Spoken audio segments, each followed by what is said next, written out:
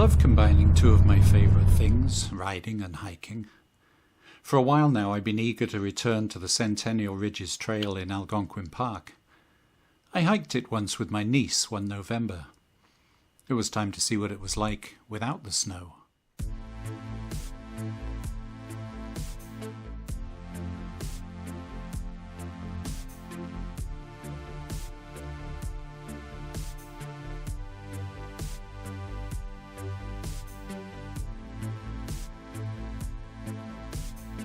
It's about 160 miles to Barry's Bay, where I was going to stay before heading to the park. But before settling in for the night, I had a few places to explore. In this age of adventure bike fanaticism, people make fun of these old touring bikes like the Cavalcade. But the reality is, as long as you're careful, they're perfectly capable on gravel roads.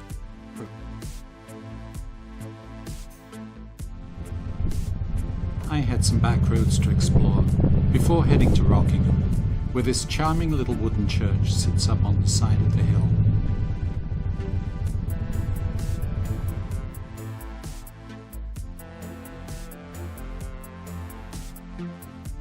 As usual, I stopped at ponds and swamps along the way.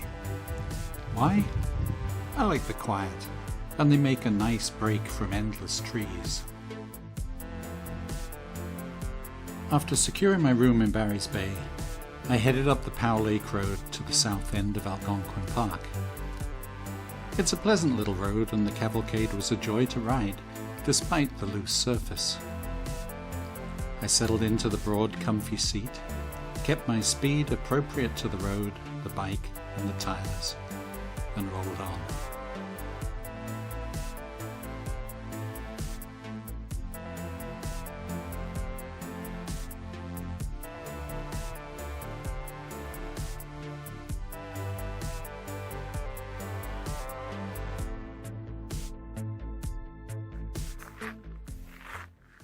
This is the spot where the road crosses the Bon Cher River, where it flows between two small lakes. It's a pleasant spot, and I ambled around on the bridge for a while without having to worry about being run down, before heading back to the motel for a quiet evening of fish and chips and TV.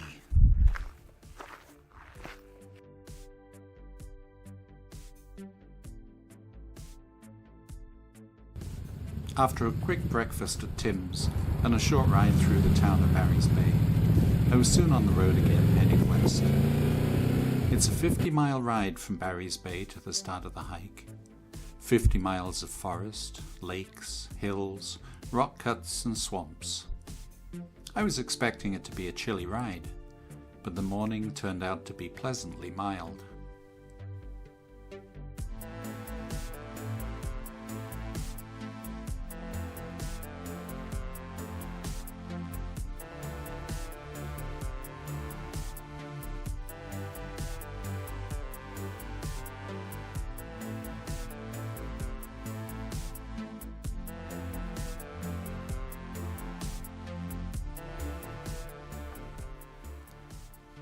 Eventually I reached the turnoff for the 1.5 miles of gravel road that leads to the start of the hike. The sharp-eyed among you may have noticed that my Speedo's packed up. The little teeth in the Speedo drive box have stopped engaging. It's happened before. It'll probably happen again. No matter. The bike still runs perfectly.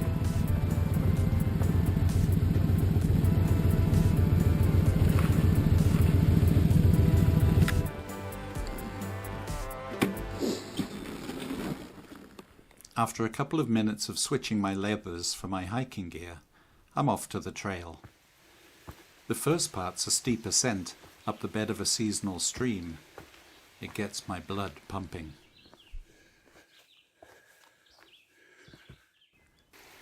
Short interludes of level, then more climbing to the first overlook. The total elevation change isn't all that great, but the climbs are short and steep.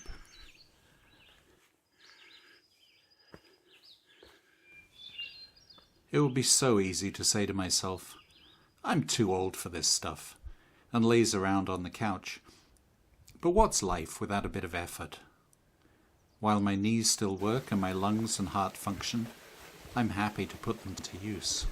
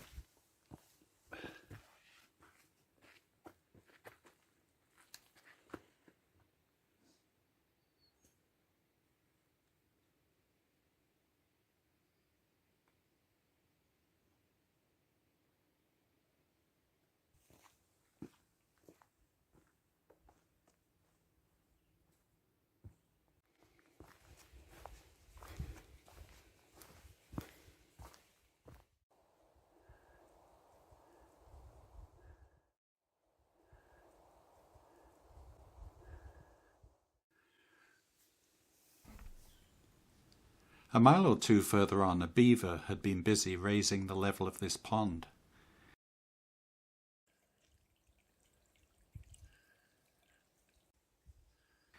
He was so determined, his dam had actually started to swallow the walkway at the base of the dam.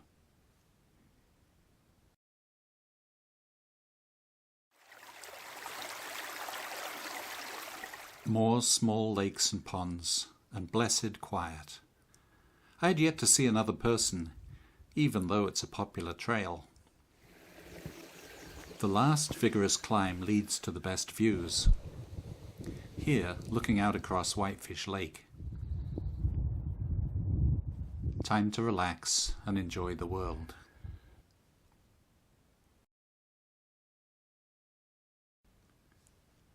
And then it was time for the long ride home.